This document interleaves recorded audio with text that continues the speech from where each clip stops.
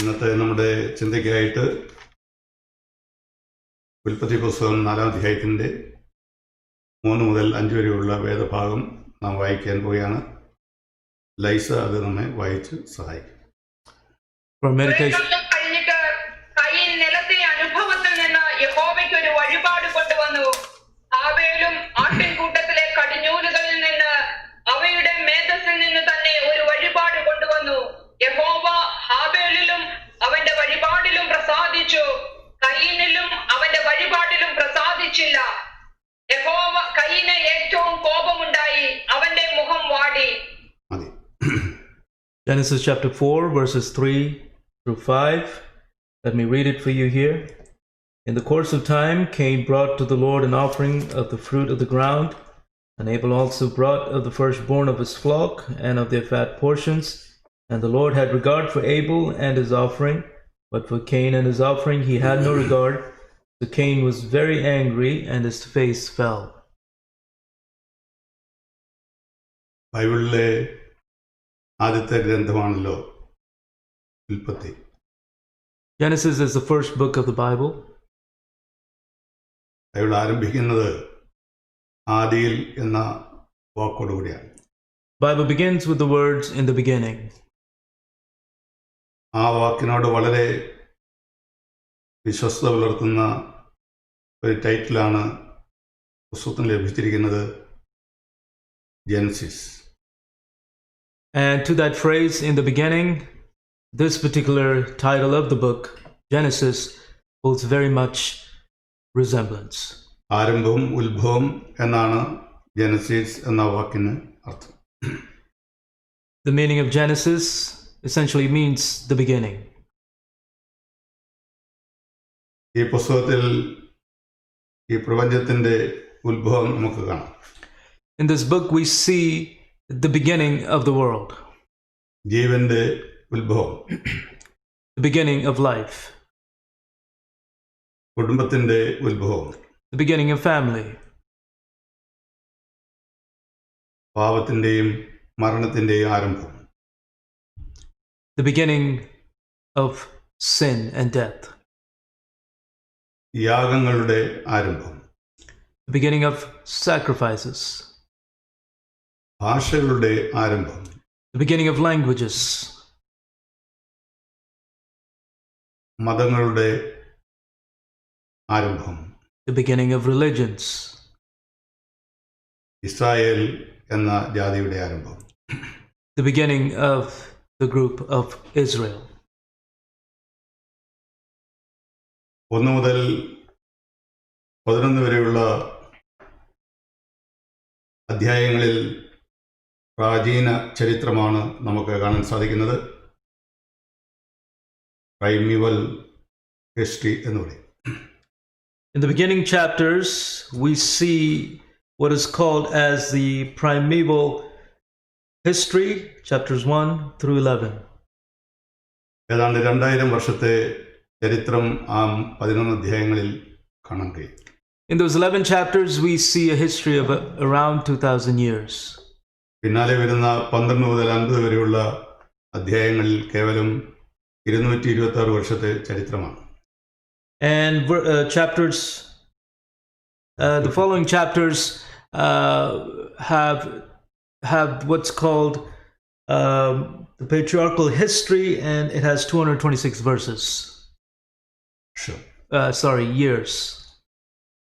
അത് ഗോത്രപിതാക്കന്മാരുടെ ചരിത്രം എന്നാണ് അറിയപ്പെടുന്നത്. It is known as the history of the fathers of the tribes.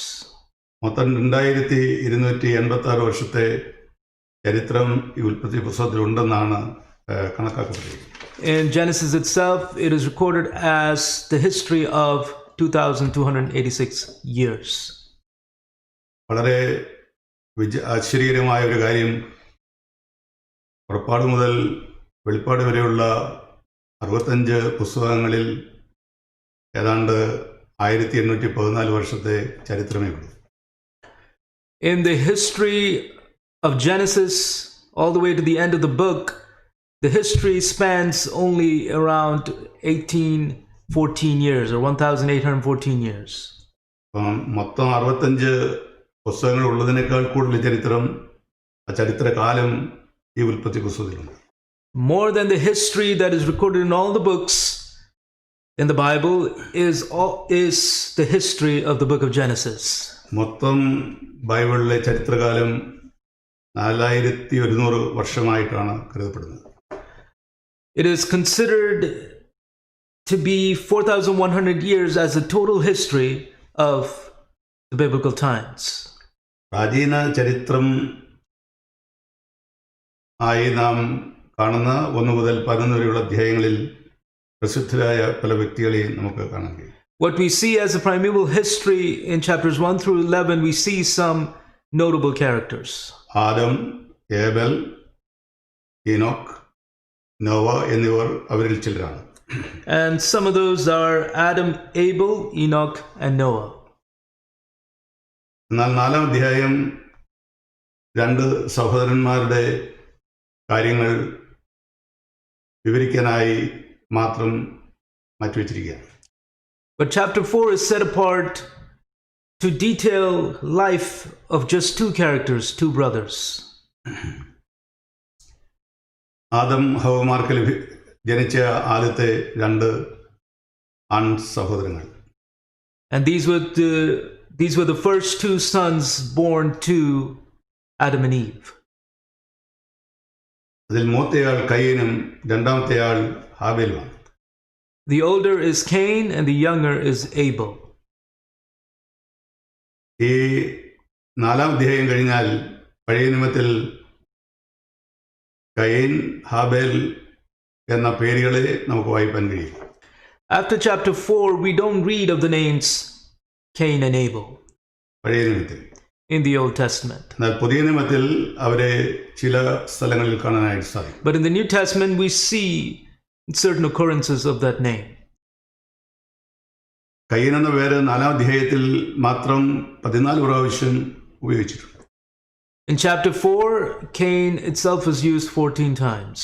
പുതിയ നിയമത്തിൽ കയീൻ എന്ന പേര് മൊത്തം 3 പ്രാവശ്യം ഉപയോഗിച്ചിട്ടുണ്ട്. അങ്ങനെ 17 പ്രാവശ്യം കയീൻ എന്ന പേര് ബൈബിളിൽ നമുക്ക് വായിക്കുന്നു. In the New Testament, Cain is used 3 times, altogether 17 times. എന്നാൽ താരതമ്യേന കുറച്ച് പ്രാവശ്യമേ ഹാബേലിൻ്റെ പേര് 4-ാം അധ്യായത്തിൽ വായിക്കുന്നുള്ളൂ. 7 പ്രാവശ്യമേ ഉള്ളൂ. But comparatively, only a few times is Abel mentioned, and it's only mentioned 7 times. എന്നാൽ പുതിയ നിയമത്തിൽ 4 പ്രാവശ്യം അദ്ദേഹത്തെക്കുറിച്ച് പറയാം. In the Old Testament, it's 7 times, and in the New Testament, it is 4 times. 2 പ്രാവശ്യം യേശു തന്നെയാണ് ഹാബേലിൻ്റെ കാര്യം പറയുന്നത്. And Jesus is the one who says his name twice. അത് സുവിശേഷങ്ങളിൽ നമ്മൾ വായിക്കും. And we read that in the Gospels. പിന്നെ 2 പ്രാവശ്യം അദ്ദേഹത്തെക്കുറിച്ച് പറയുന്നത് എബ്രായ ലേഖനത്തിലാണ്. 11-12 അധ്യായങ്ങളിൽ ഹനോക്കിനെ നമുക്ക് കാണാൻ സാധിക്കും. And the other 2 occurrences of the name Abel is in 11 and 12 of Hebrews. 3-ാം അധ്യായം അവസാനിക്കുന്നത്, ഉൽപ്പത്തി പുസ്തകം 3-ാം അധ്യായം അവസാനിക്കുന്നത് ഒരു ട്രാജഡിയോടുകൂടിയാണ്. Chapter 3 of Genesis ends with a tragedy. 4-ാം അധ്യായം ആരംഭിക്കുന്നതും ഏതാണ്ടൊരു ട്രാജഡിയോടുകൂടി. Chapter 4 also begins with somewhat of a tragedy. Eden തോട്ടത്തിൽ നിന്ന് കരഞ്ഞുകൊണ്ട് പുറത്താക്കപ്പെടുന്ന ഒരു ആദ്യ ദമ്പതികളെ നമുക്ക് കാണാൻ കഴിയും. We see the first couple being evicted out of the Garden of Eden with grief.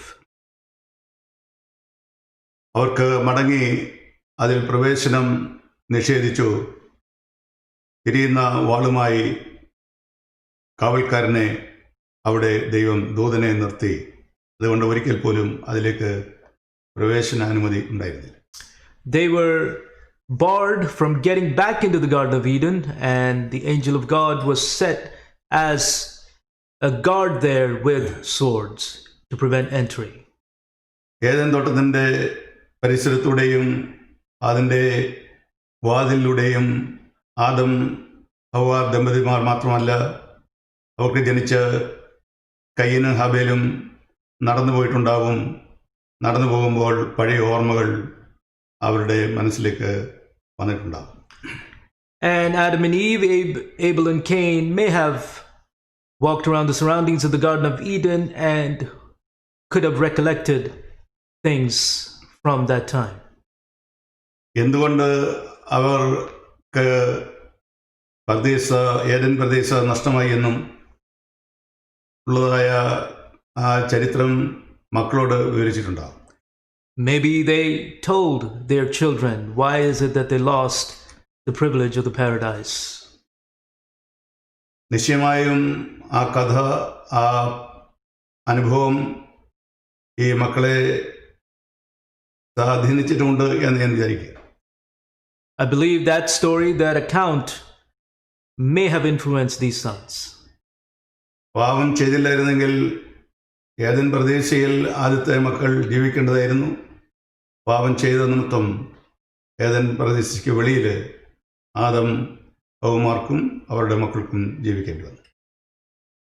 They were allowed to live in the paradise of the Garden of Eden, but as a result of sin, they were not allowed to do that anymore. പുറത്താക്കപ്പെട്ട Adam ഹവ്വാമാരെ കുറിച്ച് പറയുമ്പോൾ ആദ്യമായി പറഞ്ഞിരിക്കുന്നത് ഹവ്വയുടെ ആദ്യ ഗർഭധാരണമാണ്.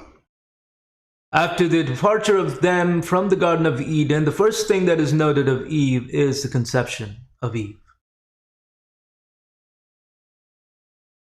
മനുഷ്യചരിത്രത്തിൻ്റെ ആദ്യ സമയം, ആദ്യ ദമ്പതികൾ ഒരു മകന് വേണ്ടി അല്ലെ മകൾക്ക് വേണ്ടി കാത്തിരിക്കുന്ന ഒരു സമയം. It is a time when the first couple is waiting for the birth of the child, first child. Adam ഹവ്വാമാരുടെ ആദ്യ കുട്ടി പിറക്കുമ്പോൾ അവരെ സഹായിക്കാൻ ഒരു ഹോസ്പിറ്റലോ ഒരു ഡോക്ടറോ ഒരു നേഴ്സോ ഒരു മിഡ് വൈഫോ മറ്റാരെങ്കിലുമോ ഉണ്ടായിരുന്നു. At the time of the first birth of Adam and Eve, the first birth of their son, there was no hospital, no doctor, no nurse, no midwife at the time. അവരെക്കാൾ എത്രയോ ഭാഗ്യശാലികളാണ് ഇന്നത്തെ ദമ്പതികൾ ആ വിഷയത്തിൽ എന്ന് ചിലപ്പോഴെങ്കിലും ഞാൻ ഓർക്കാറുണ്ട്. Regards to that, how much more blessed and privileged we are today, those that are giving birth. ഈ 4-ാം അധ്യായം അവസാനിക്കുന്നത് ഒരു ചെറിയ വംശാവലി പറഞ്ഞുകൊണ്ടാണ്. ആ വംശാവലിയിൽ 7 പേരുടെ തലമുറകളെ നമുക്ക് കാണാൻ സാധിക്കുന്നുള്ളൂ. എന്നാൽ ആ വംശാവലി അതോടുകൂടെ അവസാനിക്കുകയായിരുന്നു. At the end of chapter 4, we read of the lineage and we see account of 7 names. കയീന്റെ വംശാവലിയാണ്. ആ വംശാവലി അവിടെ അവസാനിക്കുന്നത് നിങ്ങൾ ശ്രദ്ധിക്കുന്നുണ്ടാവും. It is the lineage of Cain, and we see that ending there, Cain's lineage ending there. ബൈബിളിലെ ആദ്യ വംശാവലിയാണ് അത് എന്നുകൂടെ ഞാൻ നിങ്ങളെ ഓർപ്പിക്കും. Let me also remind you that is also the first lineage. 5-11 അധ്യായങ്ങളിൽ വീണ്ടും നമുക്ക് വംശാവലി കാണാം. In chapters 5 and 11, we see that again, the account of the lineage. Adam മുതൽ നോഹ വരെയുള്ള വംശാവലിയാണ് 5-ാം അധ്യായത്തിൽ പറഞ്ഞിരിക്കുന്നത്. In chapter 5, we read of Adam to Noah. 11-ാം അധ്യായത്തിൽ നോഹയുടെ മകൻ ശേം മുതൽ ഏബ്രഹാം വരെയുള്ള വംശാവലിയാണ്. And chapter 11 is from Abraham's son, Noah's son, Shem to Abraham. ഈ 2 വംശാവലിയും കണക്റ്റഡ് ആണ്. ഈ വംശാവലിയിൽ കൂടിയാണ് മാനുഷികമായി പറഞ്ഞാൽ മശിഹായുടെ ജനനം നടക്കുന്നത്. Both of these lineages are connected, and humanly speaking, it is from these lineages that Jesus appears, the Messiah appears. ആദിജാതൻ എന്ന നിലയിൽ കയീനിൽ കൂടെ ഈ വംശാവലി മശിഹായുടെ വംശാവലി ആരംഭിക്കേണ്ടതായിരുന്നു. എന്നാൽ താൻ തള്ളപ്പെടുകയാണ്.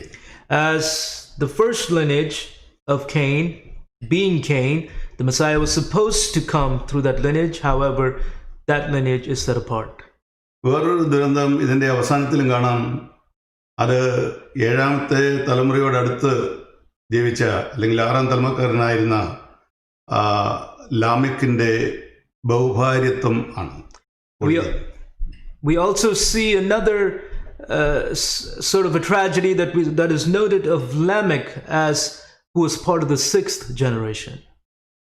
ഒരു ഭാര്യ തന്നെ ദുരന്തമാണ് എന്ന് വിചാരിക്കുന്ന ധാരാളം പുരുഷന്മാരുണ്ട്. എന്നാൽ ഇയാൾക്ക് 2 ഭാര്യമാരുണ്ടായിരുന്നു എന്ന് വായിക്കും.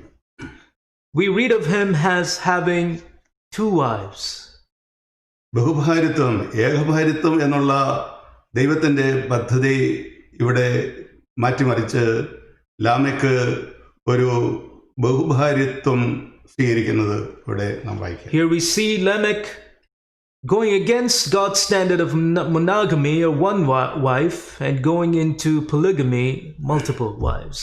ഇവിടെ തമാശനാണെങ്കിലും ഭാര്യമാർ ഒരു ദുരന്തമായി കാണുന്നവർക്ക് ഭർത്താക്കന്മാരെയും ദുരന്തമായി കാണാനുള്ള സാധ്യത ഉണ്ടെന്നും കൂടെ ഞാനിവിടെ ഓർക്കുന്നു. Even though it is somewhat of a humorous thing to say, though we may see as having multiple wives as a pain, it can also be looked at it the other way, having multiple husbands having the same kind of an influence or being a pain. ഇവിടെ കയ്യിൻ ഒരു city സ്ഥാപിച്ചു എന്നൊക്കെ ഈ 4-ാം അധ്യായത്തിൽ തന്നെ നമ്മൾ വായിക്കും. We read in chapter 4 that Cain established a city. തന്റെ കൊച്ചുമക്കളുടെ കൂട്ടത്തിൽ വളരെ സ്കിൽഡ് ആയിട്ടുള്ള ആൾക്കാരുണ്ടായി. And we read that as part of his grandchildren there were some skilled individuals. Music ഇൻസ്ട്രുമെന്റ്സിന്റെ കണ്ടെത്തൽ അത് ഉണ്ടാക്കിയത് ഈ കയ്യിന്റെ കൊച്ചുമക്കളാണ്. And the founding of the musical instruments is from the grandchildren of Cain. ഹാർപ്പും ഫ്ലൂട്ടും അവർ ഉണ്ടാക്കി എന്ന് നാം വായിക്കും. We read that these grandchildren made the harp and the flute. അതുപോലെ ഈ ലോകത്തിൽ ടൂൾസ് ബ്രോൺസിൽ നിന്നും അയണിൽ നിന്നും ഉണ്ടാക്കിയതും അവരാണ്. Also, it was Cain's grandchildren that made tools out of bronze and iron. ഒരു കവിതയോടുകൂടിയാണ് ഈ 4-ാം അധ്യായം അവസാനിക്കുന്നത്. And it is with a poetic style that this chapter 4 ends. അതിലെ മെയിൻ ഐഡിയ കൊലപാതകമാണ്. അങ്ങനെ ഒരു കവിത പാടിക്കൊണ്ട് ഈ 4-ാം അധ്യായം അവസാനിക്കും. The main idea of chapter 4 is murder, and with that theme in mind, this chapter ends poetically. ഇവിടെ 4-ാം അധ്യായം 26 വാക്യങ്ങളോടുകൂടെ അവസാനിക്കുകയാണ്. അങ്ങനെ കയ്യിൻ ചരിത്ര രംഗത്ത് നിന്ന് അല്ലെങ്കിൽ ലോകത്തിന്റെ വേദിയിൽ നിന്ന് എന്നേക്കുമായി മറയുകയാണ്. This chapter 4 that consists of 26 verses ends with the complete end of Cain itself. ഇവിടെ നാം വായിച്ചു വരുന്നത് അല്ലെങ്കിൽ നമ്മൾ ചിന്തിക്കുന്നത് യഹോവ കയ്യിനിലും അവൻ്റെ യാഗത്തിലും പ്രസാദിച്ചില്ല, ആബേലിലും അവൻ്റെ യാഗത്തിലും പ്രസാദിച്ചു എന്ന വിഷയമാണ്.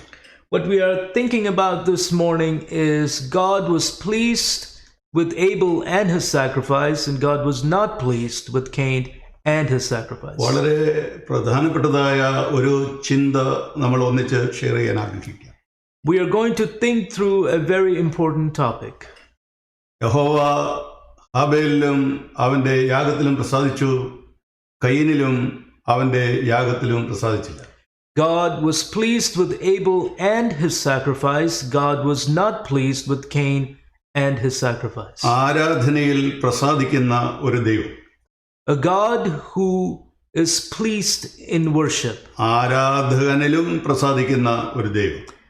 A God who is also pleased in the worshipper. ആരാധനയിൽ പ്രസാദിക്കാത്ത ഒരു ദൈവം, ആരാധകനിലും പ്രസാദിക്കാത്ത ഒരു ദൈവം. ഈ 2 കാര്യങ്ങൾ നമ്മളിവിടെ വായിക്കും. A God who is not pleased in worship, a God who is not pleased in the worshipper. These 2 things we read here. എന്തുകൊണ്ടാണ് അങ്ങനെ സംഭവിച്ചത്? Why is it that this happened? ഒരു വലിയ ചോദ്യമാണ്. That is a big question. എന്തുകൊണ്ട് ദൈവം ഹാബേലിൽ പ്രസാദിച്ചു, അതേസമയം കയ്യിനിൽ പ്രസാദിച്ചു? Why did God please in Abel and not be pleased with Cain? രണ്ടുപേരും ഒരു കുടുംബ പശ്ചാത്തലത്തിൽ ജനിച്ചവരാണ്. They were both born in the same family. രണ്ടുപേരും ഒരേ ഏജിൽ, ഒരേ യുഗത്തിൽ, ഡിസ്പെൻസേഷനിൽ ജീവിച്ചവരാണ്. They both lived in the same time, the same age and dispensation. വേറൊരു വിധത്തിൽ പറഞ്ഞാൽ ന്യായപ്രമാണ യുഗത്തിന് നിയമങ്ങൾ ലഭിക്കുന്നതിന് മുമ്പ് ജീവിച്ചവരാണ് അവർ. In other words, they lived before the time of the receiving of the commandments. രണ്ടുപേരും ഒരേ ദൈവത്തിന് യാഗം കഴിച്ചവരാണ്. Both of them offered sacrifices to the same God. കയ്യൻ ഒരു എത്തീസ്റ്റോ അല്ലെങ്കിൽ ഒരു സ്കെപ്റ്റിക്കോ ആയിരുന്നില്ല. Cain was not an atheist or a skeptic. ആകെ ഒരു വ്യത്യാസമേ നമ്മളിവിടെ കാണുന്നുള്ളൂ. There's only one difference. ഒന്ന്, കയ്യൻ തൻ്റെ പ്രവർത്തന മേഖല വയലിലായിരുന്നു, വയലിൽ നിന്ന് വിളവ് കൊണ്ടുവന്നു. And that is that Cain was in the fields working, and from there he brought the offering material or elements. അതിനെന്താണ് തെറ്റ്? What is wrong with that?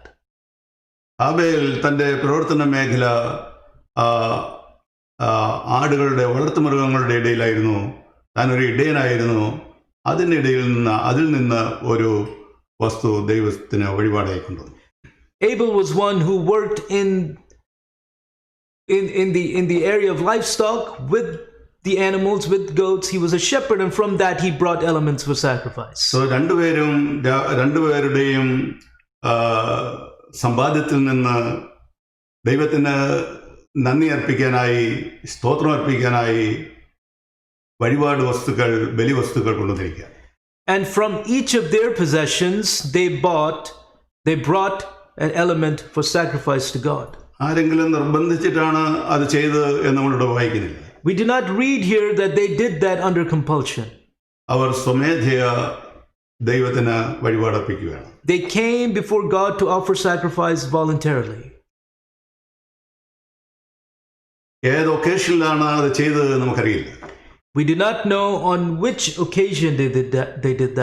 വേദപണ്ഡിതന്മാർ അഭിപ്രായപ്പെടുന്നത് ഏതോ ഒരു പ്രത്യേക ഒക്കേഷനിൽ അവർ ചെയ്തു എന്നാണ്. Some scholars believe that they did that offering on a particular occasion.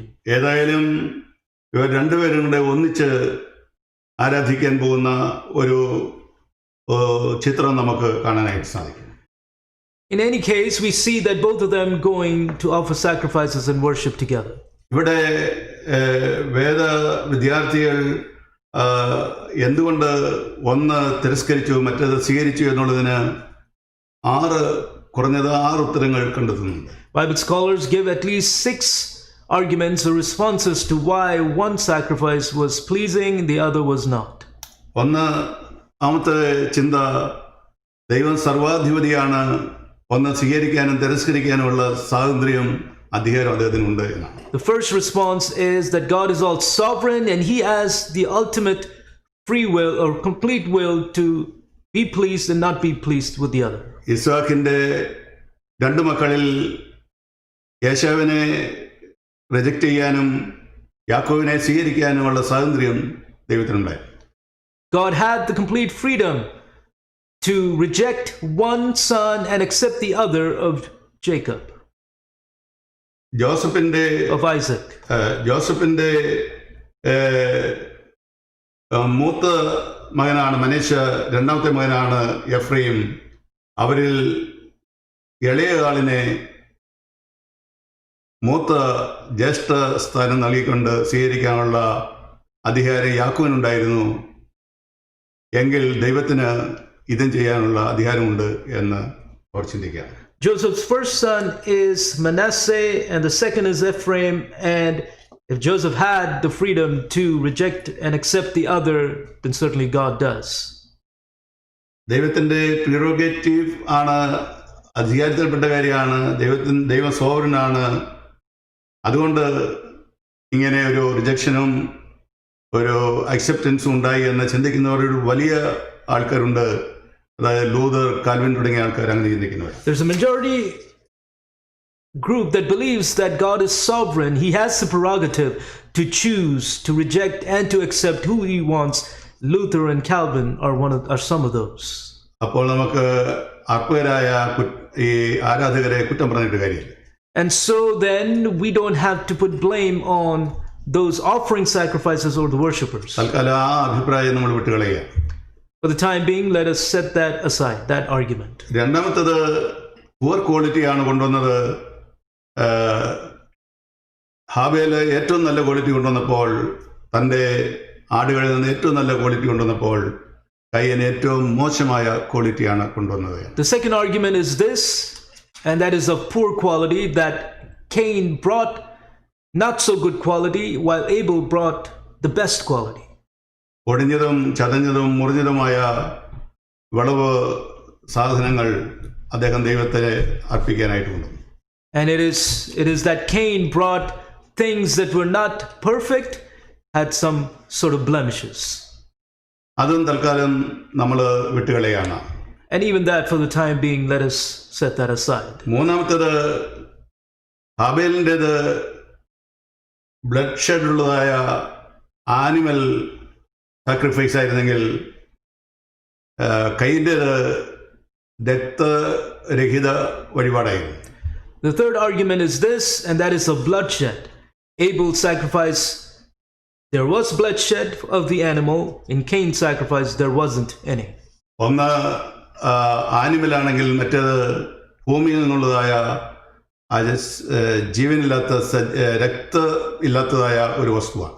One sacrifice element was the animal which had blood, the other was from the land which had no blood. ഇതാണ് പൊതുവെ അംഗീകരിക്കപ്പെട്ടിരിക്കുന്നതായ ചിന്ത. And this is also accepted by a great number of people. ഞാൻ അതിനെതിരല്ല. I'm not against it. എന്നാൽ തൽക്കാലം അതും വിട്ടുകളയാണ്. But for the time being, I'm also setting that aside. ഇനിയും വേറെ 3 കാര്യങ്ങളാണ് പറയാൻ പോകുന്നത്. And let me say 3 more things. നാലാമത്തേത് പേഴ്സണാലിറ്റി പ്രോബ്ലമാണ്. Fourth is that of a personality problem. Cain ആരാധിക്കുന്നതിന് ശേഷം മോശമായതല്ല, അതിനു മുമ്പ് തന്നെ അദ്ദേഹം മോശമായി. Cain did not become rebellious or evil after offering sacrifice. In fact, he was that before. ആരാധന കഴിഞ്ഞ ഉടനെ, ദൈവം സ്വീകരിക്കാതെ വന്ന ഉടനെ അദ്ദേഹം കോപിഷ്ഠനായി തീരുകയോ അല്ലെങ്കിൽ ഒരു കൊലപാതകനായി തീരുകയല്ല. നേരത്തെ തന്നെ കോപിയായിരുന്നു. മുമ്പ് മുതൽ തന്നെ ഇദ്ദേഹത്തിന് എന്തോ ചില പ്രശ്നങ്ങളുണ്ടായിരുന്നു. അതാണ് ഈ നിലയിലേക്ക് തന്നെ നടത്തിയത് എന്ന് ചിന്തിക്കും. It was not right after God was displeased with the sacrifice that Cain becomes angry or a murderer. In fact, such influences, evil influences within him was even before that. അല്ലെങ്കിൽ ആറ്റിറ്റ്യൂഡ് പ്രോബ്ലം എന്ന് നമുക്ക് പറയാം. Or we can say the attitude problem. തിന്മയുള്ള ഒരു വ്യക്തിത്വം കയ്യിനിൽ നമുക്ക് കാണാൻ കഴിയും. We see in Cain an evil being. നന്മയുള്ള ഒരു വ്യക്തിത്വം നമുക്ക് ഹാബേലിൽ കാണാൻ സാധിക്കും. And in Abel we see the opposite, a good or a favorable being. ഒരു ശരിയായ ആളത്വം നമുക്ക് ഹാബേലിൽ കാണാൻ കഴിയുമ്പോൾ ഒരു തെറ്റായ വിരൂപമായ ഒരു ആളത്വം നമുക്ക് കയ്യിൽ കാണാം. While in Abel we see a good personality, a good being, in Cain we see the opposite, an evil one. ഇന്നത്തെ ചിന്തകളുടെ ബന്ധത്തിൽ ഈ ചിന്ത ഞാൻ സ്വീകരിക്കുകയാണ്. For our meditation this morning, I'm going to accept this argument. ഇനിയും അഞ്ചാമത് വേറൊരു ചിന്ത കൂടിയുണ്ട്. ഹാബേലിന്റെ യാഗത്തിന്റെ പിന്നിൽ, വഴിപാടിന് പിന്നിൽ വിശ്വാസം എന്നൊരു ഘടകമുണ്ടായിരുന്നു, കയ്യിനിൽ അതുണ്ടായിരുന്നു. And the fifth argument goes like this: behind Abel's sacrifice there was faith, and behind Cain's sacrifice there was no faith. എബ്രായലേഖനം 11:4 വിശ്വാസത്താൽ ഹാബേൽ കയ്യിൻ്റെതിലും ഉത്തമമായ more excellent യാഗം കഴിച്ചു എന്ന് പറഞ്ഞിട്ടുണ്ട്. In Hebrews chapter 11 verse 4 we read, by faith Abel offered a much more better sacrifice than Cain. അപ്പോൾ faith പ്രധാനപ്പെട്ട ഒരു ഘടകമാണ്. And so from that reading we believe that faith was an important element. വഴിപാടിന് പിന്നിൽ faith ആവശ്യമായിരുന്നത് ഹാബേലിൽ ഉണ്ടായിരുന്നു, കയ്യിനിൽ ഉണ്ടായിരുന്നില്ല. For us, behind a sacrifice faith is essential, and Abel had that and Cain did not. ഈ ചിന്തയും ഞാനിവിടെ accept ചെയ്യാം. And even this argument I accept. അപ്പോൾ 4-5 ചിന്തകൾ നമ്മളുടെ മനസ്സിലിരിക്കട്ടെ. Let the fourth and the fifth arguments of the responses be in our mind. നാലാമതായി പറഞ്ഞത് personality problem ആണ്. The fourth we said was a personality problem. അഞ്ചാമതായി നമ്മൾ ചിന്തിച്ചത് ഫെയ്ത്ത്ലെസ് അല്ലെങ്കിൽ ഫെയ്ത്തോട് വിശ്വാസത്തോട് ചേർന്ന ഒരു യാഗവും വിശ്വാസമില്ലാത്ത ഒരു യാഗവും എന്ന നിലയിലാണ്. The fifth was that it was faithless, saying that there was faith in one sacrifice and no faith in the other. ആറാമത് ഒരു ചിന്ത കൂടിയുണ്ട്. And finally, sixth, there is another argument. നമ്മൾ ശ്രദ്ധിക്കാതെ പോയ ഒരു ഭാഗമുണ്ട്. And that is that portion we didn't pay attention to. അത് നിങ്ങളുടെ ശ്രദ്ധയിൽ കൊണ്ടുവരാനായിട്ട് ഞാൻ ആഗ്രഹിക്കുകയാണ്. I'd like to bring that to your attention. 3-ാം വാക്യം നമുക്ക് 4-ാം അധ്യായത്തിന്റെ 3-ാം വാക്യം വായിക്കാം. Let us read chapter 4 verse 3. അവിടെ കുറെ കാലം കഴിഞ്ഞിട്ട് കയീൻ നിലത്തിലെ അനുഭവത്തിൽ നിന്ന് യഹോവയ്ക്ക് ഒരു വഴിപാട് കൊണ്ടുവന്നു. In the course of time, Cain brought to the Lord an offering of the fruit of the ground. 4-ാം വാക്യം 4th verse. അവിടെയാണ് ശ്രദ്ധിക്കേണ്ടത്. There we need to pay attention. ആബേലും ആട്ടിൻകൂട്ടത്തിലെ കടിഞ്ഞൂലുകളിൽ ഒന്ന് അവയുടെ മേധസ് എന്ന് തന്നെ ഒരു വഴിപാട് കൊണ്ടുവന്നു. And Abel also brought of the firstborn of his flock and of their fat portions. ഇവിടെ കയ്യിനുള്ള ബന്ധത്തിൽ പറയാതിരുന്ന ഒരു കാര്യം ഇവിടെ പറയുന്നുണ്ട്. And there is something here said of Abel that was not said of Cain. കടിഞ്ഞൂൽ എന്ന വാക്കാണ്. And that is the term firstborn. അത് എന്തുകൊണ്ട് കയ്യിന്റെ കാര്യത്തിൽ മിസ്സായി? Why was that not said of Cain? അതാണ് യഥാർത്ഥത്തിൽ ഈ യാഗത്തിന്റെ തിരസ്കരണത്തിന് കാരണമായി തീർന്നത്. That is essentially the reason for the rejection of the sacrifice. യഹൂദന്മാർ ബൈബിൾ വായിക്കുമ്പോൾ അവിടെ എന്തെല്ലാം പറഞ്ഞിട്ടുണ്ട് എന്ന് വായിക്കും. When the Jews read the Bible, they read what is all said there. അതായത് അവരുടെ റബ്ബിമാര് വായിക്കുമ്പോൾ എന്ത് പറഞ്ഞിട്ടില്ല എന്നുകൂടി അവര് വായിക്കും. When their rabbis read, not only do they pay attention to what is said, they also read between the lines what is not said. അപ്പോൾ വായനക്കാരന് നല്ല ശ്രദ്ധയോടുകൂടിയ വായനക്കാരന് മനസ്സിലാകുന്ന ഒരു വിധത്തിലാണ് 4-ാം അധ്യായം രേഖപ്പെടുത്തിയിരിക്കുന്നത്. കയീൻ തൻ്റെ ഇഷ്ടപ്രകാരമുള്ള വിഭവം കൊണ്ടുവന്നപ്പോൾ കയീൻ നിയമപ്രകാരമുള്ള ഒരു വിഭവം ദൈവത്തിന് യാഗമർപ്പിക്കാനായിരുന്നു. While Cain brought to the Lord an offering of the fruit of the ground, Abel brought from his flock, the firstborn of his flock, that which is the standard of sacrifice. കയ്യിന് വേണമെങ്കിൽ ആദ്യ ഫലത്തിൽ നിന്ന് കൊണ്ടുവരാമായിരുന്നു.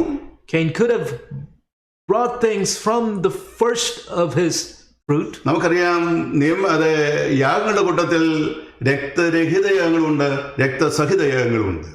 In the list of sacrifices, we see of sacrifices that have blood shed and sacrifices that do not. അതായത് ഭോജനയാഗത്തിൽ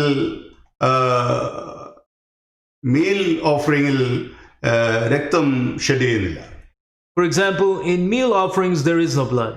എന്നാൽ മറ്റ് യാഗങ്ങളിൽ അത് രക്തം shed ചെയ്യുന്നതായിട്ട് നമുക്ക് വായിക്കാം. But in other sacrifices and offerings there is bloodshed. അതുകൊണ്ട് രക്തരഹിത യാഗങ്ങൾ അർപ്പിക്കുന്നത് തെറ്റായ ഒരു കാര്യമല്ല.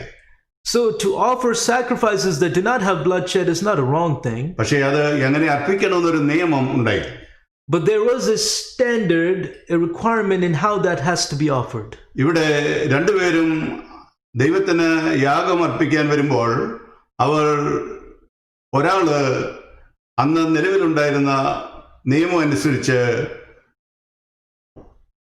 കടിഞ്ഞൂലുകളിൽ ഒന്നിനെ കൊണ്ടുവന്നപ്പോൾ ആ നിയമം മാറ്റിവെച്ചിട്ട് തൻ്റെ ഇഷ്ടപ്രകാരം ഒരു വഴിപാടുണ്ട്.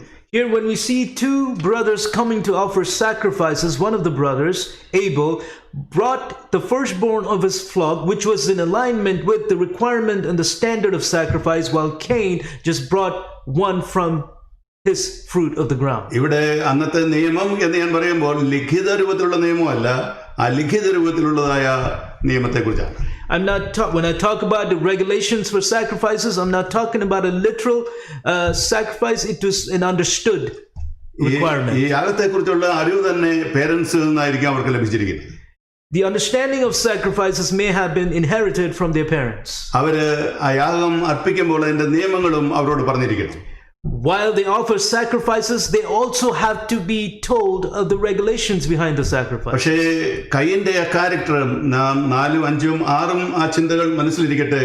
പേഴ്സണാലിറ്റി പ്രോബ്ലമുള്ള, വിശ്വാസം എന്ന വിഷയത്തിൽ പ്രോബ്ലമുള്ള, അതുപോലെ നിയമങ്ങളുടെ വിഷയത്തിൽ പ്രോബ്ലമുള്ള ഒരു വ്യക്തിയായിട്ട് നമുക്കിവിടെ കയ്യിനെ കാണാൻ സാധിക്കും. We see Cain as a special character who had an issue with personality, faith, and understanding the requirements of sacrifice. പക്ഷേ ആ നിലവിലുള്ള എഴുതപ്പെടാത്ത ആ നിയമം കാറ്റിൽ പറത്തി അതിനെ മാറ്റിവെച്ചുകൊണ്ട് ആരാധന അർപ്പിക്കാൻ, വഴിപാട് അർപ്പിക്കാൻ തയ്യാറായി മുന്നോട്ട് വന്ന ഒരു കയ്യിനെയും ഇതെല്ലാം പാലിച്ചുകൊണ്ട് മുന്നോട്ട് വന്ന ഒരു ഹാബേലിനെയും നമുക്കിവിടെ കാണാൻ സാധിക്കും. Here we see Cain who sets apart the prevailing condition for sacrifices and Abel who actually obeys and subjects himself to the understood regulations of sacrifice. അതൊരു നിയമമല്ലായിരുന്നെങ്കിൽ എന്തുകൊണ്ട് 4-ാമത്തെ വാക്യത്തിൽ കടിഞ്ഞൂലുകളിൽ നിന്ന് ഒരു ആടിനെ ഈ ദൈവത്തിന് വഴിപാടായി അർപ്പിച്ചു എന്ന് പറഞ്ഞിരിക്കുന്നു? If that was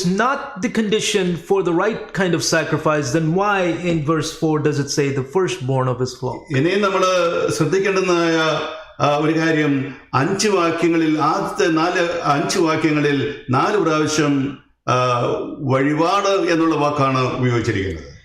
And in 5 verses, 4 times it says offering. എബ്രായ ഭാഷയിൽ 3 പ്രത്യേക പദങ്ങൾ യാഗങ്ങളുടെ ബന്ധത്തിലുണ്ട്. In the Hebrew language, there are 3 terms for sacrifices. അതിൽ ഒന്നാമത്തേത് സേബ എന്നാണ്. അതിന് ആനിമൽ ഓഫറിംഗ് അഥവാ സാക്രിഫൈസ് എന്ന് പറയും. First is seba, which is animal offering. രണ്ടാമത്തേത് കൊർബാൻ എന്നാണ്. അതിന് അത് both grain and animal offering ഉൾപ്പെടുന്ന ഒരു comprehensive ടേമാണ്. Second is korban, and that can involve both grain and animal, and that is a comprehensive. രണ്ടിലേതെങ്കിലും ഒന്നാകാം. It can be either one. എന്നാൽ ഈ 2 വാക്കുകളല്ല ഇവിടെ ഉപയോഗിച്ചിരിക്കുന്നത്. But these 2 terms are not what's used here. Meena എന്ന ഒരു എബ്രായ പദമാണ് ഇവിടെ ഉപയോഗിച്ചിരിക്കുന്നത്. The Hebrew term mina is used here. അതിന് ഓഫറിംഗ്, ഗിഫ്റ്റ്, പ്രസന്റ്, ട്രിബ്യൂട്ട് എന്നീ അർത്ഥങ്ങളുണ്ട്. And the meanings for that term mina are offering, gift, present, or tribute. അതായത് ഒരു കാഴ്ച ദൈവസന്നിധിയിൽ കൊണ്ടുവന്നു എന്നതിന്റെ അർത്ഥം. In other words, it means that there was a tribute before the Lord. അതായത് തൻ്റെ സ്വത്തുക്കളിൽ നിന്ന് ദൈവത്തിന് ഏറ്റവും നല്ലതൊന്ന് ഹാബിൽ കൊണ്ടുവന്നപ്പോൾ തൻ്റെ സ്വത്തുക്കളിൽ നിന്ന് ഏറ്റവും മോശമായിട്ടുള്ളത് നിയമപ്രകാരമല്ലാത്ത ഒന്ന് ദൈവത്തിന്റെ സന്നിധിയിൽ കയ്യിൽ കൊണ്ട്. When Abel brought the firstborn, the best out of his possessions, to offer as a sacrifice to the Lord, Cain brought not the best out of his possessions and even as a violation of the standard of sacrifice. വാസ്തവത്തിൽ ഇവിടെ ഒരു sacrifice അല്ല ഉദ്ദേശിക്കുന്നത്. അതായത് ഇവിടെ ഉദ്ദേശിക്കുന്നത് സെബ അല്ല, വെറും മിനായാണ്. Here it is what is done is not seba or seba, but it is mina. Meena എന്ന വാക്കിന് കാഴ്ച അല്ലെങ്കിൽ അർപ്പണം എന്ന അർത്ഥമേ ഉള്ളൂ. And the meaning for that word is offering. അതായത് ഇവിടെ ഈ വസ്തു കൊണ്ടുവരുമ്പോൾ അവിടെ ഒരു യാഗപീഠം പണിതതായി നമ്മൾ വായിക്കുന്നില്ല. When this element of sacrifice was brought to sacrifice, we don't see them building an altar. 4-ാം അധ്യായം മുഴുവനും വീണ്ടും വായിച്ചു നോക്കുക. Read chapter 4 repeatedly. ഈ യാഗത്തിന്, ഈ വഴിപാടിന് ഒരു യാഗപീഠത്തിന്റെ ആവശ്യം അവിടെ ഉണ്ടായിരുന്നതായി നമുക്ക് തോന്നില്ല. We don't think that there was a need for an altar. അതേസമയത്ത് യാഗമായിരുന്നെങ്കിൽ ഒരു യാഗപീഠത്തിന്റെ ആവശ്യം ഉണ്ടായിരുന്നു. But if this was a sacrifice, then there would have been an altar. അപ്പോൾ ദൈവത്തിന് മുമ്പിൽ കാഴ്ച കൊണ്ടുവരികയാണ്. So before God, they're bringing an offering. പക്ഷേ ആ കാഴ്ചയെ ദൈവം ഇവിടെ അംഗീകരിക്കുന്നില്ല. But God does not accept this offering. ഇവിടെ നിയമം എഴുതപ്പെട്ടതായ നിയമമില്ലായിരുന്ന ഒരു കാലം എന്ന് പറഞ്ഞാൽ നമുക്ക് കയ്യിനെ ജസ്റ്റിഫൈ ചെയ്യാൻ പറ്റില്ല. We cannot justify Cain by saying that there wasn't a written law. എന്നാൽ ഓറലായിട്ട് തനിക്ക് നിയമം ലഭിച്ചിരുന്നു. But orally he had received. അതുകൊണ്ടാണ് ഇവിടെ വഴിപാടുമായി അദ്ദേഹം വന്നിരിക്കുന്നത്. And that's why he came with an offering. പക്ഷേ ആ നിയമം പാലിക്കാൻ അദ്ദേഹം തയ്യാറായില്ല. But he was not willing to obey the law. ഇവിടെ 6-7 വാക്യങ്ങൾ നമ്മളൊന്ന് ശ്രദ്ധിക്കുന്നത് നല്ലതാണ്. Let's pay attention to verses 6 and 7. 6-7 വാക്യങ്ങൾ ഇവിടെ ശ്രദ്ധിക്കുക. Let's read. എന്നാൽ യഹോവ കയീനോട്, The Lord said to Cain, നീ കോപിക്കുന്നത് എന്തിന്? Why are you angry? ഇവിടെ ശ്രദ്ധിക്കുക, നീ കോപിക്കുന്നത് എന്തിന് എന്നാണ് ചോദിക്കുന്നത്, നീ ദുഃഖിക്കുന്നത് എന്തിന് എന്നല്ല. He's asking, why are you angry, not why are you grieved? വാസ്തവത്തിൽ ദുഃഖമാണ് തനിക്ക് ആവശ്യമായിരുന്നത്. In reality, he needed to be grief-stricken. കരയാണ് ആവശ്യമായിരുന്നത്. He needed to cry. ദൈവം ഇമ്മീഡിയറ്റ് ആയിട്ട് കയ്യിനോട് ഇടപെടുകയാണ്. Immediately, Lord deals with Cain. ദൈവത്തോട് കോപിക്കുന്ന ഒരു കയ്യിനെ നമുക്ക് കാണാനായി. Here we see of a Cain who's angry with God. ദുഃഖിക്കുന്നതിന് പകരം കോപിക്കുന്ന ഒരു മനുഷ്യൻ. In order to be grieving, instead of grieving, he is becoming angry. Even മനുഷ്യന്റെ മുമ്പിലല്ല, ദൈവത്തോട് പോലും കോപിക്കാൻ തയ്യാറായിട്ടുള്ള ഒരു മനുഷ്യൻ. Not only before God, even before men, And even before God, he's ഇവിടെ becoming angry. ദൈവവുമായിട്ടുള്ള ബന്ധവും മനുഷ്യനുമായിട്ടുള്ള ബന്ധവും വളരെ അദ്ദേഹത്തിൻ്റെത് മോശമായിരുന്നുവെന്ന് അതിൽ നമുക്ക് മനസ്സിലാക്കാൻ കഴിയും. We can understand from that his relationship with men and God was very bad. നിന്റെ മുഖം വാടുന്നത് എന്ന് ദൈവം ചോദിക്കുന്നു. God is asking, why has your face fallen? അടുത്തത് വളരെ ഇമ്പോർട്ടന്റ് ആയ പ്രയോഗമാണ്. The next is very important. എല്ലാവരും ശ്രദ്ധിക്കുക. Everybody pay attention. മലയാളത്തിൽ ഇങ്ങനെയാണ് പറയുന്നത്, നീ നന്മ ചെയ്യുന്നുവെങ്കിൽ പ്രസാദം ഉണ്ടാകില്ലയോ? If you do well, will you not be accepted? NIV നിങ്ങൾ വായിച്ചു നോക്കിയാൽ If you read NIV, അത് ഇങ്ങനെയാണ് പറഞ്ഞിരിക്കുന്നത്. it says this way. If you do right, will you not be accepted? If you do right, will you not be accepted? നീ ശരിയാണ് ചെയ്യുന്നതെങ്കിൽ നിന്നിൽ പ്രസാദം ഉണ്ടാകില്ലയോ? If you do right, will you not be accepted? അവിടെ ദൈവം ഒരു കാര്യം ചൂണ്ടിക്കാണിക്കുകയാണ്. There God is pointing out something. നീ വഴിപാടിന്റെ കാര്യത്തിൽ ശരിയല്ല ചെയ്തത്. In terms of offering, you did something that was not right. വേറൊരു കാര്യം കൂടെ ദൈവം അവിടെ ഓർപ്പിക്കുന്നുണ്ട്. He's also reminding of one more thing. നീ തെറ്റാണ് ചെയ്തതെങ്കിൽ ശരി ചെയ്ത ആളാണ് ഈ നിൽക്കുന്നത് ഹവേൽ. If you're the one who did it wrong, here is another man who did right. അപ്പോൾ ശരിയോ തെറ്റോ നിശ്ചയിക്കണമെങ്കിൽ നിർണ്ണയിക്കണമെങ്കിൽ അതിനൊരു നിയമം ഉണ്ടായിരിക്കേണ്ടത് ആവശ്യമാണ്. So in order to determine right and wrong, there has to be a law. ഒരു നിയമമില്ലാതെ, ഒരു തിയറി ഇല്ലാതെ, ഒരു ലോ ഇല്ലാതെ എങ്ങനെയാണ് തെറ്റോ ശരിയോ പറയുവാൻ സാധിക്കുന്നത്? Without a law, without a rule or a guide, how do you know right and wrong? കയൻ തിരിച്ച് ദൈവത്തോട് എനിക്ക് ശരി അറിയില്ല എന്ന് പറയുന്നില്ല. Towards God, Cain didn't say, I did not know the right thing. താൻ അറിഞ്ഞുകൊണ്ട് ആ നിയമം ലംഘിക്കുകയായിരുന്നു. Knowingly, he violated. ഡെലിബറേറ്റ് ആയിട്ട് മനഃപൂർവ്വമായി ആ നിയമം ലംഘിക്കുക. He deliberately violated the law. തെറ്റാണ് താൻ ചെയ്യുന്നതെന്ന് അറിഞ്ഞുകൊണ്ട് തെറ്റ് ചെയ്യുകയായിരുന്നു. He did it knowing that it was wrong. പിന്നാലെ വന്ന നിയമങ്ങൾ നമ്മൾ യഹൂദന് ലഭിച്ച നിയമങ്ങൾ വായിക്കുമ്പോഴും ഈ വസ്തുവകയിൽ നിന്ന് ആദ്യ ഫലം അർപ്പിക്കുന്നത്, കടിഞ്ഞൂലിനെ അർപ്പിക്കുന്നത് എങ്ങനെയെന്ന് അതിന്റെ നിയമങ്ങൾ അവർക്ക് ലഭിച്ചിരുന്നത് നമ്മൾ വായിക്കുന്നു. We also read of the regulations that were given for the Jews in terms of sacrifices and offerings, how to offer the firstborn as an offering. അത് നിലവിലിരുന്ന അലിഖിത രൂപത്തിന്റെ ലിഖിത രൂപത്തിലുള്ള നിയമം അവർക്ക് പിന്നാലെ ലഭിക്കുകയായിരുന്നു. They were able to receive the law in written manner that was previously in oral fashion. 11ാം അധ്യായത്തിൽ ഹബേലിന്റെ യാഗത്തെ, ആ വഴിപാടിനെ ഉത്തമമായ മോർ എക്സലന്റ് വഴിപാടെന്ന് പറഞ്ഞിട്ടുണ്ട്.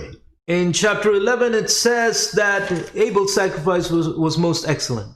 ഇവിടെ ഒരു കാര്യം നമുക്ക് വ്യക്തമായിട്ട് മനസ്സിലാകാൻ സാധിക്കുന്നു. ഉത്തമമായതും ശരിയായതും വിശ്വാസത്തോടു കൂടിയതുമായ ഒരു യാഗം രൂപാന്തരം പ്രാപിച്ച നല്ല ആളത്വമുള്ള ഒരു വ്യക്തി അർപ്പിക്കേണ്ട ഒരു വഴിപാടാണ്.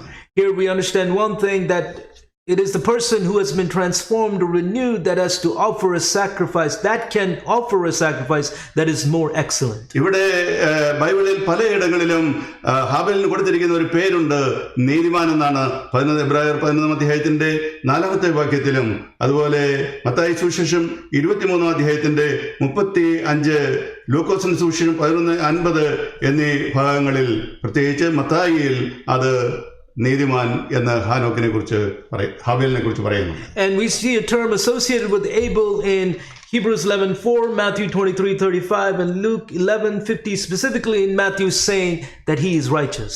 ഇവിടെ ക്യാരക്ടർ പ്രോബ്ലം, പേഴ്സണാലിറ്റി പ്രോബ്ലത്തെ കുറിച്ച് ഞാൻ പറഞ്ഞല്ലോ, അത് ശരിവെക്കുന്ന രീതിയിലാണ് യോഹന്നാന്റെ 1-ാം ലേഖനം 3-ാം അധ്യായത്തിന്റെ 12ാമത്തെ വാക്യത്തിൽ പറഞ്ഞിരിക്കുന്നത്. And we read in John 1 in terms of the character problem. കയീൻ ദുഷ്ടനെന്ന് ഉള്ളവനായി സഹോദരനെ കൊന്നുകളഞ്ഞതുപോലെയല്ല അവൻ കൊല്ലുവാൻ സംഗതി എന്ത്, അവന്റെ പ്രവൃത്തി ദോഷവും സഹോദരൻ്റെത് നീതിയുള്ളതും ആകൊണ്ടത്രേ, അത് ശരിയാകൊണ്ടത്രേ എന്നാണ് യോഹന്നാൻ പറയുന്നത്. 1 യോഹന്നാൻ 3-ാം അധ്യായത്തിന്റെ 12ാമത്തെ വാക്യം.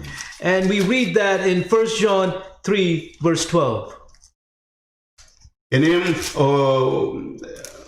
യൂദായുടെ ലേഖനം 11ാം വാക്യത്തിൽ ഇങ്ങനെ നാം വായിക്കുന്നു. And in Jude verse 11 we read this way. അവർക്ക് അയ്യോ കഷ്ടം, അവർ കയീന്റെ വഴിയിൽ നടക്കുന്നു. And it reads this way, woe to them, for they walked in the way of Cain. വഴി എന്ന വാക്കിന് ജീവിതശൈലി എന്നർത്ഥമാണ്. And the word way can be translated as lifestyle. കയീന്റെ വഴിയിൽ അഥവാ കയീന്റെ ജീവിതശൈലിയിൽ നടക്കുന്ന ഒരു കൂട്ടരെ കുറിച്ച് പറയുകയാണ്. It's talked about a group of people that walk in the way or the lifestyle of Cain. ഇവിടെ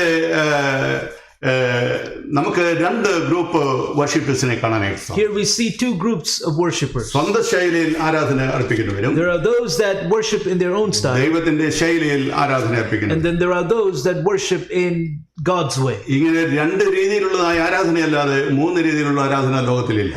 There are only two kinds of worshippers, two kinds of worship styles, and that are these, not another one. ഒന്ന് ദൈവത്തിന്റെ വഴിയിൽ ആരാധിക്കുക, മറ്റേത് സ്വന്തം വഴിയിൽ ആരാധിക്കുക. One is to worship in God's way, and the other is to worship in one's own way. അതിന്റെ തുടക്കമാണ് കയീനിലും ഹാബേലിലും നമുക്ക് കാണാൻ കഴിയുന്നത്. അത് തുടർന്നുകൊണ്ടിരിക്കുകയാണ് ഇന്ന് ലോകത്തിലും. And that the beginning of those two worship styles we see in Abel and Cain, and it still continues. ബൈബിളിന്റെ തുടക്കം മുതൽ അവസാനം വരെ ഈ രണ്ട് ഗ്രൂപ്പുകളെ നമുക്ക് കാണാൻ From സാധിക്കും. the beginning till the end of the Bible, we see these two groups. Even രണ്ട് ഡെസ്റ്റിനേഷനിലേക്ക് യാത്ര ചെയ്തുകൊണ്ടിരിക്കുകയാണ്. Even these two groups are going to two different destinations. ഒന്ന് നീതിമാന്മാരുടെ ഗ്രൂപ്പ്, മറ്റേത് ദുഷ്ടന്മാരുടെ group. One is the group of righteous people, the other is a group of evil. മറ്റേത് ഒന്ന് വിശ്വാസികളുടെ ഒരു ഗ്രൂപ്പ്, മറ്റേത് വിശ്വാസമില്ലാത്തവരുടെ ഒരു group. One is a group of faith-filled people. Second is the group of faithless people. ഒന്ന് ദൈവത്തിന്റെ വഴിയിലൂടെ ദൈവത്തിന്റെ നിയമങ്ങൾ അനുസരിച്ചുകൊണ്ട് ദൈവത്തിന്റെ ശൈലിയിൽ ആരാധന അർപ്പിക്കുന്നു. One is a group of people that worship in the way of God. മറ്റേത് സ്വന്തം ശൈലിയിൽ അവരവർക്ക് ബോധിച്ചതുപോലെ അറിഞ്ഞിട്ടും ആ ശൈലിയിൽ സ്വന്തം ശൈലിയിൽ ആരാധന അർപ്പിക്കുന്നു. Second is worshiping in one's own way, even when they know what is the right. യേശു ലോകത്തിലായിരുന്നപ്പോൾ ശമരിയക്കാരി സ്ത്രീയോട് ഇങ്ങനെയാണ് ആരാധനയെ കുറിച്ച് വെളിപ്പെടുത്തിയിരിക്കുന്നത്. When Jesus was on the earth, he talked to the Samaritan woman about worship this way. ദൈവം ആത്മാവാകുന്നു, അവനെ നമസ്കരിക്കുന്നവർ ആത്മാവിലും സത്യത്തിലും നമസ്കരിക്കുക. God is spirit, and those who worship him will worship him in spirit and in truth. ആത്മാവിലും സത്യത്തിലും ആരാധിക്കണം എന്നുള്ളതാണ് ദൈവത്തിന്റെ നിയമം. God's law is that we worship him in spirit and in truth. എന്താണ് ഈ ഹാബേൽ കയീൻ സഹോദരങ്ങളുടെ വഴിപാട് ലൂടെ നമ്മൾ മനസ്സിലാക്കാൻ സാധിക്കുക? What do we understand from these offerings of Abel and Cain? ഒന്നാമതായി ഒരു അത് ചില കാര്യങ്ങൾ ഞാനിവിടെ പറയാൻ ആഗ്രഹിക്കുന്നു, അത് പ്രത്യേകം ശ്രദ്ധിക്കുക. ഒന്നാമതായി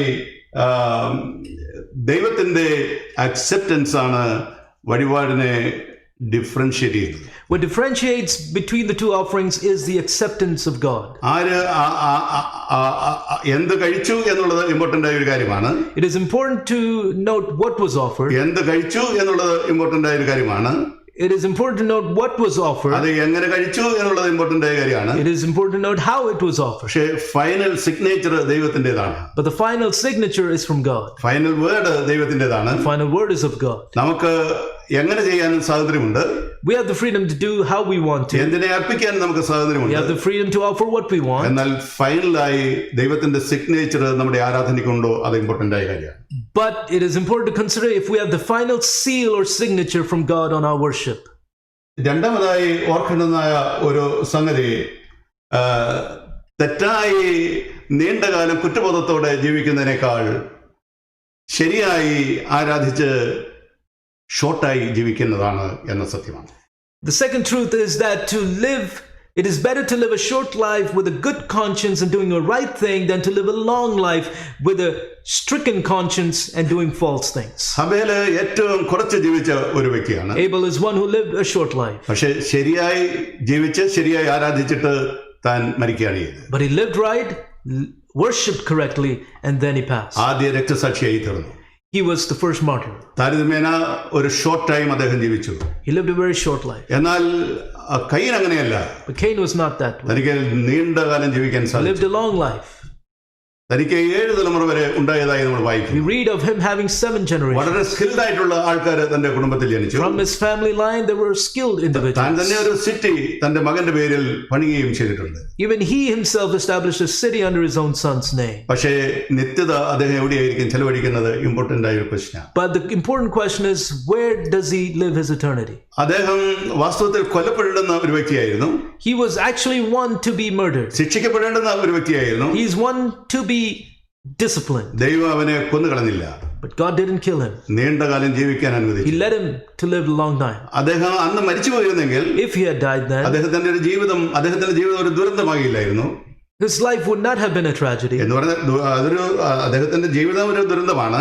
His life is a ഒരു tragedy. നീണ്ടകാല ദുരന്തമായിരുന്നില്ല എന്നാണ് ഞാൻ ഇവിടെ അർത്ഥം. What I mean is that it wouldn't have been a long life of tragedy. എന്ന് പറഞ്ഞാൽ അദ്ദേഹം എന്നും എഴുന്നേൽക്കുമ്പോൾ ഓർക്കുന്നത് ആരെയായിരിക്കും? ഹാബിലിനെ ആയിരിക്കും. What I mean by that is every day he wakes up, who does he think of? More than likely his brother Abel. താൻ രാവിലെ കേൾക്കുന്ന ശബ്ദം ഈ സഹോദരന്റെ ഒടുവിലത്തെ ആ ഞരക്കവും നിലവിളിയുമായിരുന്നു. The first voice that he probably hears in the morning is the groaning of his brother Abel. മറക്കാനാവാത്ത ആ സംഭവം.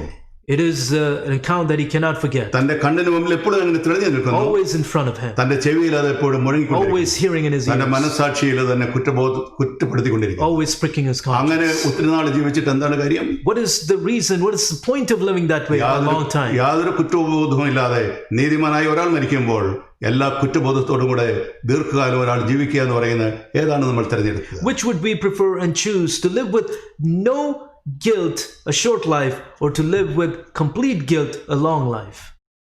ഇവിടെ മൂന്നാമത്തേതായ കാര്യം, if you are right with God, you will be able to right with your fellowmen എന്ന കാര്യമാണ്. The third thing here is, if you are right with God, then you will be right with men. എപ്പോഴും ഇത് രണ്ടും ഒന്നിച്ചു പോകുന്നതായ കാര്യമാണ്. Both of these things are related. ദൈവവുമായിട്ടുള്ള ബന്ധം, God's relationship with God, മനുഷ്യനുമായിട്ടുള്ളതായ ബന്ധം. relationship with men. ഇവിടെ കയ്യിൻ്റെത് ദൈവവുമായിട്ടുള്ള ബന്ധം ബ്രോക്കനാണ്, മനുഷ്യനുമായിട്ടുള്ള ബന്ധവും ബ്രോക്കനാണെന്ന് കാണാൻ. The relationship with God was broken for Cain, and so was his relationship with men. എന്നാൽ ഹാബേലിന്റെ അങ്ങനെയല്ല. But Abel's was not that way. ദൈവവുമായിട്ടുള്ള ബന്ധം വളരെ ശരിയായിരുന്നു. His relationship with God was very right. അതുപോലെ തന്റെ സഹോദരനുമായിട്ട്, തന്റെ പേരൻസുമായിട്ട്, തന്റെ സമൂഹവുമായിട്ടുള്ള ബന്ധവും നന്നായിരുന്നു. His relationship with his family, his parents, his brother and community was very right. നമ്മുടെ ബന്ധം, ദൈവവുമായിട്ടുള്ള ബന്ധത്തിന്റെ റിഫ്ലക്ഷനാണ് നമ്മുടെ സഹജീവികളുമായിട്ടുള്ള ബന്ധം. It is a reflection of our relationship with God, our relationship with men. അതുകൊണ്ടാണ് ദശനിയമങ്ങൾ ദൈവം നൽകിയപ്പോൾ ഇത് രണ്ടും ബാലൻസ് ചെയ്യുന്നത് പോലെ ദൈവം നൽകി. That's why when he gave the 10 commandments, he balanced the two. ആദ്യത്തെ 4 നിയമങ്ങൾ ദൈവിക ബന്ധത്തെ ശക്തിപ്പെടുത്തുന്നതും ഒടുവിലത്തെ 6 നിയമങ്ങൾ മനുഷ്യനുള്ള ബന്ധത്തെ ശക്തിപ്പെടുത്തുന്നതും. The first 4 commandments are God focused and it strengthens that relationship, but the last 6 is men focused, strengthens that relationship. യേശു മനുഷ്യനുമായുള്ള ബന്ധത്തിന്റെ ആരാധനയിൽ മനുഷ്യനുമായുള്ള ബന്ധത്തിന്റെ കാര്യം മത്തായി 5-ൽ വളരെ ഊന്നി പറയുന്നുണ്ട്.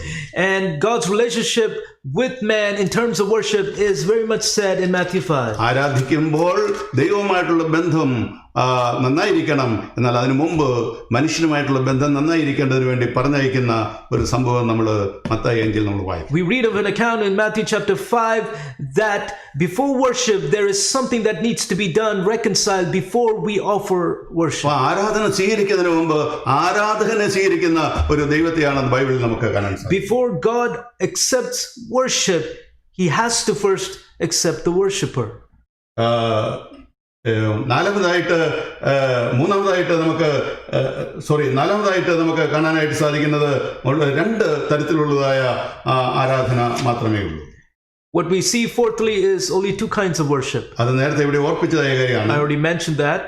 ഒന്ന് വിശ്വാസത്തോടു കൂടി ആരാധന, മറ്റത് വിശ്വാസമില്ലാത്ത ആരാധന. One is a worship with faith, the other is a faithless worship. അഞ്ചാമതായിട്ട് ദൈവം വളരെ ഇമ്പോർട്ടൻ്റ് ആയ കാര്യമാണ് ഒടുവിലായി പറയാൻ ആഗ്രഹിക്കുന്ന 5ാമത്തെ കാര്യം, ദൈവം ആരാധനയെ ബഹുമാനിക്കുന്നതിന് മുമ്പ് ആരാധകനെ ബഹുമാനിക്കുന്നു.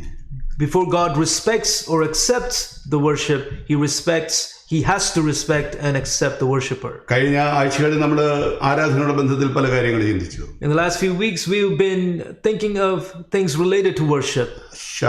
നമ്മൾ ശൗലുള്ള ബന്ധത്തിൽ ആരാധനയ്ക്ക് മുമ്പ് അനുസരണത്തെ പ്രതിഷ്ഠിക്കുന്ന ഒരു ദൈവത്തെ അവിടെ വായിക്കുന്നുണ്ട്. With relation to Saul, we understood the concept of having obedience above worship. അനുസരിക്കുന്ന യാഗത്തെക്കാളും നല്ലത് എന്ന് അവിടെ പഠിപ്പിക്കുക. And there it is taught that obedience is better than sacrifice.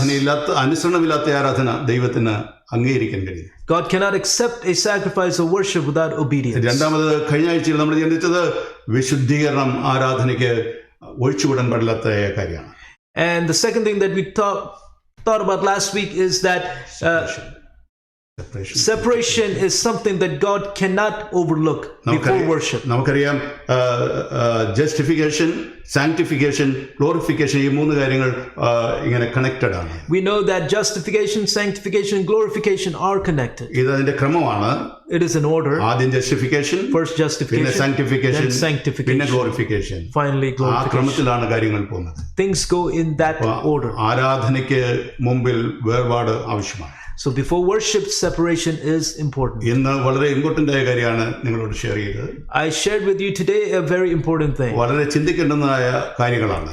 These are things that we have to ponder on. ആരാധനയ്ക്ക് മുമ്പ് ദൈവം ആരാധകനെ സ്വീകരിക്കത്തക്ക ഒരു ജീവിതശൈലി അവനുണ്ടായിരിക്കണം. Before God accepts a person's worship, God has to accept the worshipper. It has to be a lifestyle that God accepts. ശരിയായ ജീവിതശൈലിയുള്ള ഒരു ഹബേല്, An Abel who had a good lifestyle, ഒരു wrong ആയ ജീവിതശൈലിയുള്ള കയ്യിന്. Cain who had a wrong lifestyle. എന്തുകൊണ്ടാണ് ദൈവം ആരാധന സ്വീകരിക്കാതെ പോയത്? Why did God not accept Cain's worship? ആരാധകനെ സ്വീകരിച്ചില്ല. Because he didn't accept the worshipper. ആരാധനയെ സ്വീകരിച്ചിരുന്നെങ്കിൽ, if he had accepted the worshipper, ആരാധനയെ സ്വീകരിക്കാമായിരുന്നു. then he could have accepted the worship. രണ്ടും സ്വീകരിച്ചില്ല. He didn't accept both. എന്നാൽ ഹബേലിന്റെ കാര്യത്തിൽ, but in terms of Abel, ദൈവം ആരാധകനെ സ്വീകരിച്ചു, he accepted the worshipper, ആരാധനയെയും സ്വീകരിച്ചു. he also accepted the offering. ഇന്ന് നമ്മളെ ഒന്ന് ശാന്തമായി പരിശോധിക്കാം. Let us examine ourselves. രണ്ട് നീണ്ട നിര നിൽക്കുകയാണ്. There are two groups, two divisions. ഒന്ന് വിക്കറ്റ് ഗ്രൂപ്പ്സ് ആണ്. First is a wicked group. അതിന്റെ ഏറ്റവും മുമ്പിൽ കൈൻ നിൽപ്പുണ്ട്. At the very forefront is Cain. മറ്റേ ഗ്രൂപ്പ് റൈച്ചസ് ഗ്രൂപ്പാണ്. അതിന്റെ ഏറ്റവും മുമ്പിൽ ഹബേൽ നിൽപ്പുണ്ട്. The other group is the righteous group, and the very front is Abel. ഇതിന്റെ പിന്നിൽ എവിടെ വേണമെങ്കിലും നമുക്കാണ് നിൽക്കാം. We can choose either line. എവിടെയാണ് നമ്മൾ നിൽക്കുന്നത്? Where do we stand? കൈന്റെ പിന്നിലോ? Is it behind Cain? അതോ ഹാബേലിന്റെ പിന്നിലോ? Is it behind Abel? ഇവിടെ ദൈവം ഡയറക്റ്റ് ആയിട്ട് Kainod ഇടപെടുകയാണ്. Here God directly addresses Cain. ദൈവം നേരിട്ട് ഇടപെടുകയാണ്. He directly addresses Cain. മനുഷ്യരിലൂടെയല്ല സംസാരിക്കുന്നത്. Not through men. എന്നിട്ട് അവൻ നന്നായില്ല. Even then he did not change. Immediate ആയിട്ട് ഇടപെടുകയാണ്. He immediately addressed. എന്നിട്ട് നന്നായില്ല. Still he did not change. എന്ന് മാത്രമല്ല, not only that, അവൻ ഇമ്മീഡിയറ്റ് ആയിട്ട് ഡെത്ത് കൊടുത്തില്ല. He did not give death immediately. Death കൊടുത്തിരുന്നെങ്കിൽ ഒരു കുഴപ്പമില്ലായിരുന്നു. If he had given death, there wouldn't have been any എന്നാൽ problem. വീണ്ടും വീണ്ടും അവസരങ്ങൾ ദൈവം കൊടുക്കുകയായിരുന്നു. But he gave him multiple chances. ഒന്നാമത്തെ അവസരം കൊടുത്തു. He gave him first chance. രണ്ടാമത്തെ അവസരം കൊടുത്തു. Second. മൂന്നാമത്തെ കൊടുത്തു. Third. നാലാമത്തെ കൊടുത്തു. Fourth. അങ്ങനെ ഒത്തിരി അവസരങ്ങൾ. Many chances. എല്ലാം പാഴാക്കിയ ഒരു മനുഷ്യനെ നമുക്ക് കൂടെ കാണാം. He ignored every one of those chances. എന്തൊരു ജീവിത ദുരന്തം. What a tragic life. വളരെ ദുരന്തപൂർണമായ ഒരു ജീവിതം. A tragic life. കുറ്റബോധം വേട്ടയാടിക്കൊണ്ടിരുന്ന ഒരു ജീവിതം. A life that overlooked guilt. തന്റെ കണ്ണിൽ, തന്റെ ചെവിയിൽ, തന്റെ മനസ്സാക്ഷിയിൽ ആ കുറ്റബോധം എപ്പോഴും തന്നെ വേട്ടയാടി. In his ears, in his eyes, and in his heart, that guilt was ever so present. ഇന്ന് ദൈവത്തെ ആരാധിക്കാനായിട്ട് നമ്മളിവിടെ കടന്നു വന്നിരിക്കുകയാണ്. We have come today to worship. ഇന്ന് ആരാധന കഴിഞ്ഞ് എഴുന്നേറ്റ് പോകുമ്പോൾ, when you leave from worship today, ദൈവത്തിന്റെ signature നമുക്കുണ്ടാകും. Does God's signature happen to be on our worship? നമ്മൾ സമൂഹമായിട്ടാണ് ആരാധിക്കുന്നത്. We're worshiping as a community. 2 പേർക്കോ 200 പേർക്കോ ഒന്നിച്ച് ആരാധിക്കാനായിട്ട് കഴിയും. As 2 or 200 people, we can worship together. എന്നാൽ അംഗീകരിക്കപ്പെടുന്നത് സമൂഹമായിട്ടല്ല, വ്യക്തിഗതമായിട്ടാണ്. But in terms of acceptance, it is as individuals, not as groups. ഇവിടെ 2 പേര് ആരാധിക്കാനായിട്ട് വന്നു. Here 2 individuals came to worship. 2 പേരെയും അത് അംഗീകരിച്ചേക്കാമെന്ന് ദൈവം വിചാരിച്ചില്ല. God did not think, I'm going to just accept both of them. അതിൽ ഒരാളിനെ അംഗീകരിക്കുക. He accepted one. മറ്റേയാളിനെ തിരസ്കരിക്കുക. He rejected the other. എന്തുകൊണ്ടാണ്? Why? ആളിനെ നോക്കുന്ന ദൈവം. Because there is a God who looks at the worshipper. ആരാധകനെ ശ്രദ്ധിക്കുന്ന ഒരു ദൈവം. There is a God who pays attention to the worshipper. ആരാധകൻ അക്സെപ്റ്റബിൾ ആണോ എന്ന് നോക്കുന്ന ഒരു ദൈവം. A God who looks to see if the worshipper is acceptable. എന്നിട്ട് മാത്രമേ വഴിപാട് ദൈവം നോക്കുന്നു. Then only he looks at the offering. ഇന്ന് നമ്മുടെ ജീവിതങ്ങളിൽ ഒരിക്കൽ കൂടെ ദൈവത്തിനെ സമർപ്പിക്കാം. Let us examine our own lives. നമ്മുടെ ജീവിതം എങ്ങനെയുണ്ട്? How is my life? ആരാധനയിൽ ദൈവം നമ്മളെ അംഗീകരിക്കുന്നില്ലെങ്കിൽ, if God is not accepted in my worship, നമ്മുടെ നിത്യത ഒരു ചോദ്യചിഹ്നമാകില്ലേ? then wouldn't our eternity be a question mark? നമ്മൾ ഏത് നിരയിലാണ് നിൽക്കുന്നത് എന്ന് ശാന്തമായി പരിശോധിച്ചു. Quietly evaluate in which group are we. ഹാബേലിന്റെ തന്നിഷ്ടപ്രകാരമുള്ളതായ ആരാധനയുടെ വഴിയിലാണോ? Are we in the group of Cain that prevails in his own style of അതോ worship? ദൈവത്തിന്റെ ഇഷ്ടപ്രകാരമുള്ള ആ നിരയിലാണോ? Or are we in that group of Abel that pleases in God's way of worship. എവിടെ നിൽക്കാനുള്ള സ്വാതന്ത്ര്യം നമുക്കുണ്ട്. We have the freedom to be in any line. പക്ഷേ അത് നമ്മുടെ ഡെസ്റ്റിനേഷനെ നിർണ്ണയിക്കുന്നു. But that determines our eternity, our destination. ഇന്ന് ഈ ദൈവത്തിന്റെ വചനം കേൾക്കുന്ന ആരെങ്കിലും, any of you listening to the word of God today, ദൈവസന്നിധിയിൽ അംഗീകരിക്കപ്പെടാത്ത ഒരു ജീവിതശൈലിയാണ് ചെയ്യുന്നതെങ്കിൽ, if you are committing or living a lifestyle that is not acceptable to God, this is a time for repentance. Father, I come to you. I accept you as my Savior. I desire to be a member of your household. I am not worthy to be called your son. Even then, please accept me. Let us submit to be baptized as part of His commandments.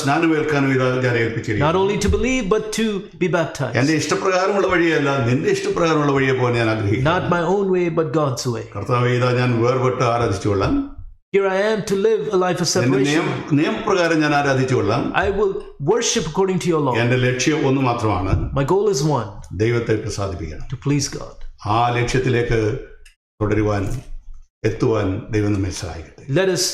Let God enable us to reach that goal.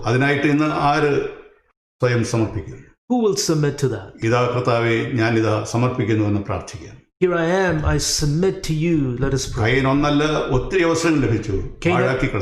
Cain had multiple chances, he ignored them. Judas received many chances, he ignored them. Peter received one chance and he used it. Let us submit ourselves. Father God, we come to your presence. Not our way, but yours. To worship you. To that we submit. Give us the grace. Give us, O Lord. Not for men. Not for the group. Not for the religion. Not for the leaders. Not for religion.